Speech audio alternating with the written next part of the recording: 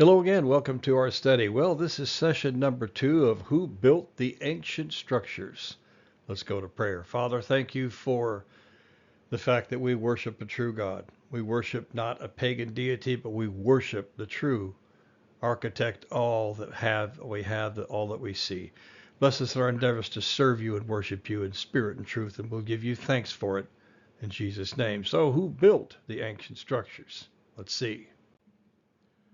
Now, we go down to Costa Rica, and there's these big round stones called the stone spheres of Costa Rica. They're a collection of over 300 ancient petrospheres found mainly in this delta.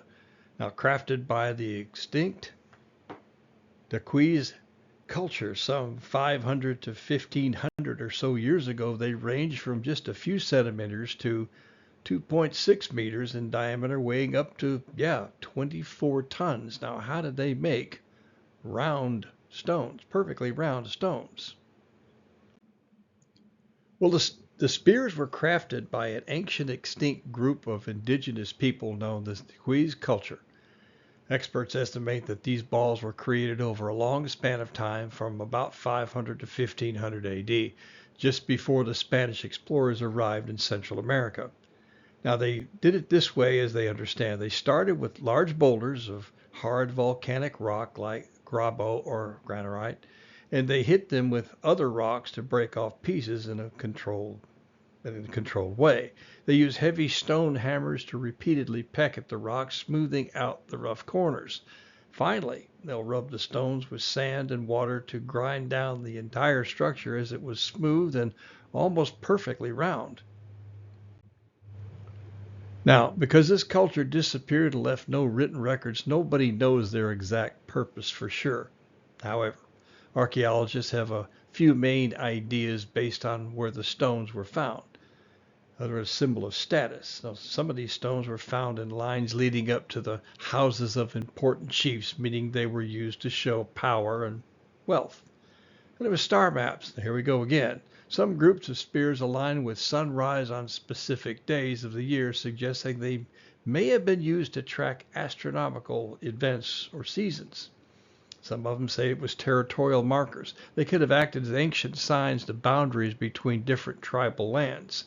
And there are those that say that these had religious significance. Once again, why? Well, now we go all the way over the other side of the world to Easter Island, actually out in the middle of the Pacific Ocean, one of the most far away places you could go. Now we see these moai, as they are termed, these monolithic human figures. They were carved by the Rapa Nui people somewhere between 1250 and 1500 AD. There are nearly 1,000 of these statues, averaging some 13 feet tall. Now, most of their heads are almost all the feature you see, but their torsos buried in the ground by centuries of sediment. Now, the moai represent deified ancestors and symbolize religious and political power. There we go again, the religious word. These statues were carved from compressed volcanic ash, which they termed tuff, at the Rano Rakura quarry. Each completed monument consists of a large yellowish body, sometimes caped in a red volcanic rock topknot. Now, some statues were erected on rectangular stone platforms along the east coast and faced inward oftentimes to watch over the community.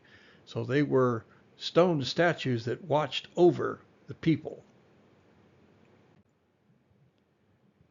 For a long time, the transport of these massive statues, weighing some 86 tons, was a mystery. Now, archaeological and experimental researchers indicate that the Nui walked these statues into place by utilizing ropes and the statue's carefully engineered curved bases. Forward leaning centers of gravity teams people could rock the statues side to side and cause them to step forward like a pendulum. You can imagine how many people it took to hold that thing in place as they're rocking it back and forth, especially up a hill. Now, for many, the moai is a spiritual being. When the carved stone or wooden objects are properly fashioned, Polynesians believe that the objects could be charged with mana or magical spiritual essence. Again, using a stone as an idol. Okay, let's go back across the pond to a couple of very large rocks. 1,000-ton stone is moved, and there you see it there on the left. See, the stone quarries were cut for the Temple of Jupiter at Baalbek, Lebanon. This is a pagan temple. The stone to the right there, 1,650 tons. How do you move something that heavy? Good question. Okay, let's go back to Peru. I know we're making our jaunt across the world, but now we have something that's very unique called Puma Punku.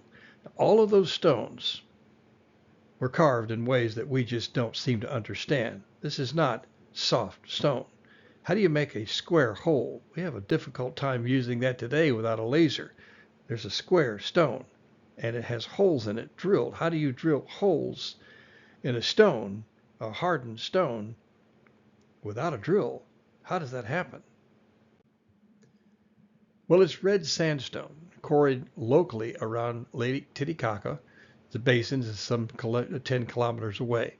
The largest piece, the Plataforma Lithtica, is some 8 meters long and weighs somewhere around 131 tons.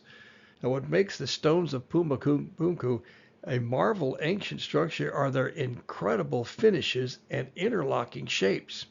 These famous H blocks, as they term them, and other stone slab features sharp, perfectly straight, 90-degree angles, smooth, flat surfaces, and equidistant drilled holes. How do you do that 1,000 years ago?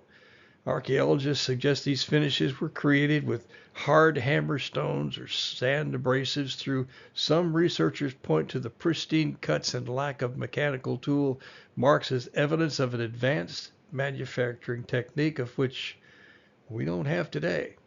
See, the stones were designed to fit together kind of like a puzzle without mortar, and grooves in the blocks indicate they were once locked together using poured metal clamps. Not sure how that worked.